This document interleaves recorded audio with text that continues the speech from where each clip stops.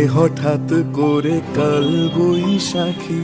চৈত্রের শেষ বেলা পাতা ওড়ে নাকি, গত বছরের মায়া ভেঙে যাবে বলে। রাজপথ ভেসে গেছে অচেনা কাজলে, দু চোখে হঠাৎ করে কাল বৈশাখী। চৈত্রের শেষ বেলা পাতা ওড়ে নাকি, গত বছরের মায়া ভেঙে যাবে বলে।